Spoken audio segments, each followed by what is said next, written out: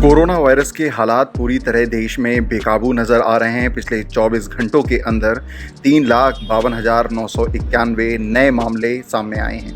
ये एक दिन में आने वाले कोरोना के अब तक के सर्वाधिक केस हैं। ठीक एक दिन पहले 24 घंटों के अंदर कोरोना के 3,49,691 केस सामने आए थे। पिछले 24 घंटों में 2,19,272 लोग डिस्चार्ज भी हुए हैं। वहीं दुखद पहलू ये है कि 2,812 लोगों की मौत कोरोना से पिछले 24 घंटों में हुई है। अब आपको बता देते हैं भारत का अब तक का कोविड अपडेट।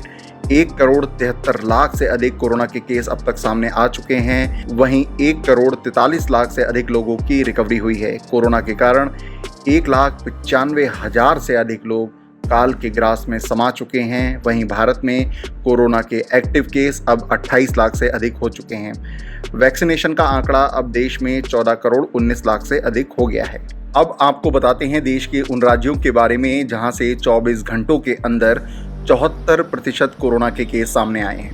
महाराष्ट्र में कोरोना के 66,191 मामले सामने आए हैं। यूपी में 35,311 कोविड के नए केस सामने आए हैं। कर्नाटक में 34,804 कोविड के नए मामले रिपोर्ट किए गए।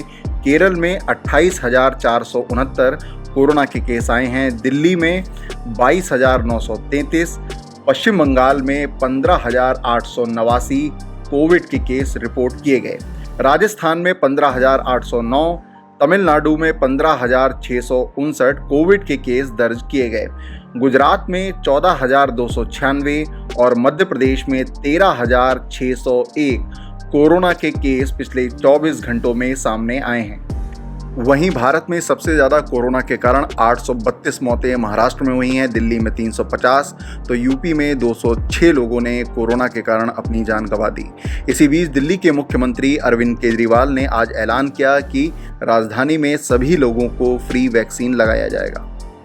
इस कोरोना काल में जो सबको लग रहा है कि समाधान इसका एक ही है, वो है वैक्सीन।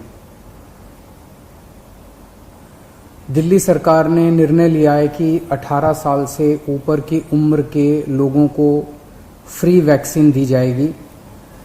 हम कोशिश करेंगे कि इसको जल्द से जल्द और बड़े स्तर के ऊपर कैसे लोगों को वैक्सीन किया जाए, इसका पूरा प्लान तैयार किया जा रहा है।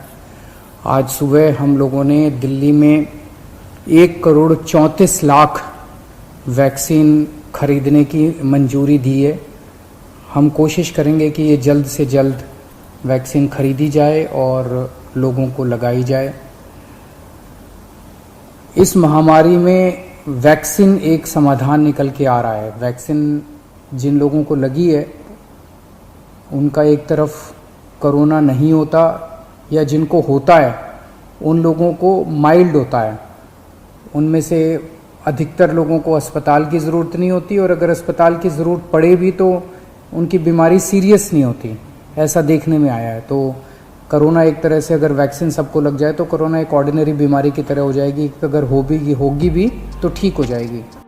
मध्य प्रदेश, राजस्थान, छत्तीसगढ़, पंजाब समेत कई राज्यों ने कोविड वैक्सीनेशन फ्री करने की घोषणा की है। इससे पहले दिल्ली के मुख्यमंत्री अरविंद केजरीवाल ने आज सरदार पटेल कोविड सेंटर का दौरा किया और वहां की व्यवस्था का जायजा लिया। कोरोना के इस संकट के दौर में सुखद बात यह है कि कई देशों ने भारत की मदद को हाथ आगे बढ़ाए हैं।